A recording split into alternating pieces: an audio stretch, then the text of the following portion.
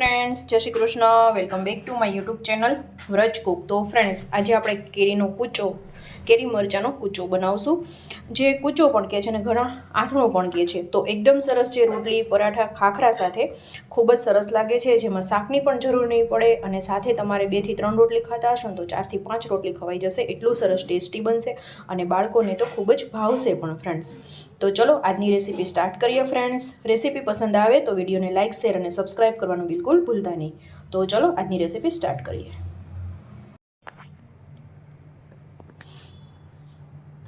તો ફર્સ્ટ આપણે પેન લઈ લઈશું, જેમાં હું 1 ચમચી રાઈ એડ કરીશ, 1 ચમચી આખું જીરું એડ કરીશ.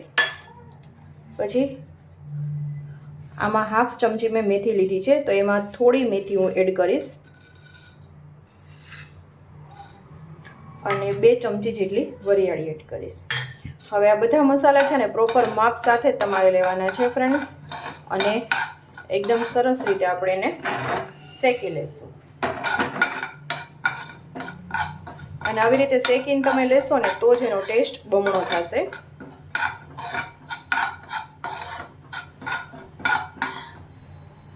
તો જ એનો ટેસ્ટ સરસ આવશે ફ્રેન્ડ્સ.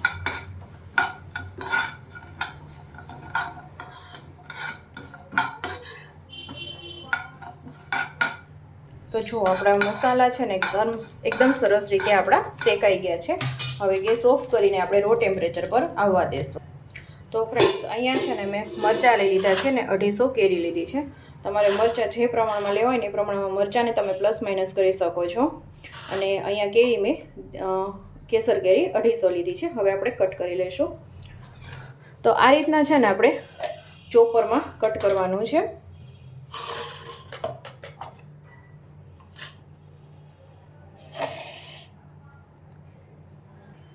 તો આ રીતે આપણે રફલી જેમનો કટ કરી લઈશું પહેલાં.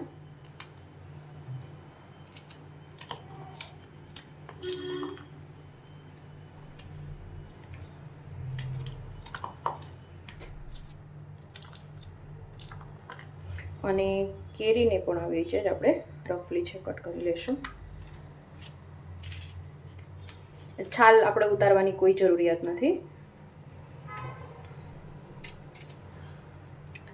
આ જ રીતે આપણે રફલી ચોપ કરી લઈશું.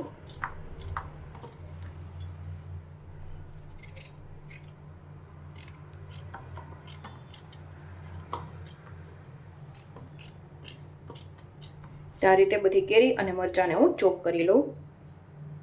તો મસાલો છે ને એ પણ રો ટેમ્પરેચર પર આવી ગયો છે. હવે આપણે મિક્સરમાં એને ગ્રાઇન્ડ કરી લઈશું. આ રીતે ચોપરમાં આપણે ચોપ કરી લેવાનું છે.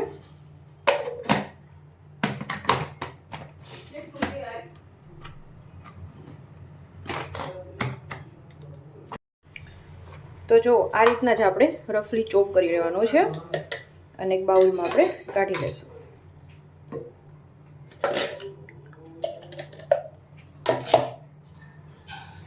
તો જો ફ્રેન્ડ્સ, આ રીતના છે ને ચોપ થઈ ગયું છે.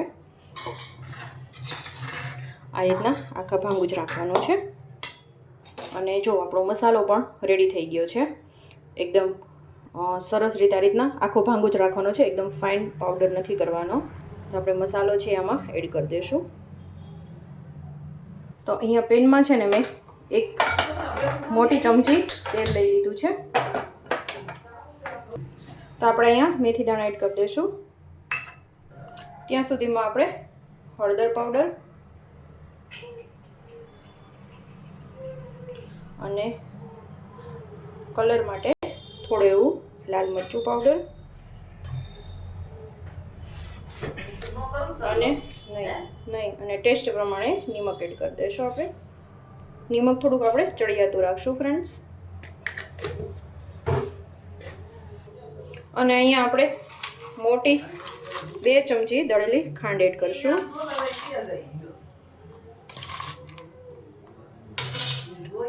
તો આપણું હવે આપણે હિંગ એડ કરી દઈશું.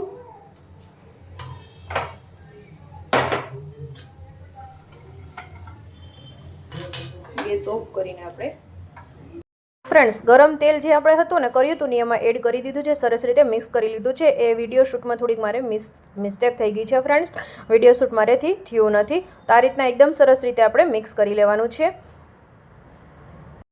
તો ફ્રેન્ડ્સ, જે રોટલી, પરાઠા, ખાખરા સાથે બહુ જ સરસ લાગે છે. શાકની પણ તમારે જરૂર નહીં પડે, એટલું સરસ ખટમીઠું ટેસ્ટી બન્યું છે ફ્રેન્ડ્સ.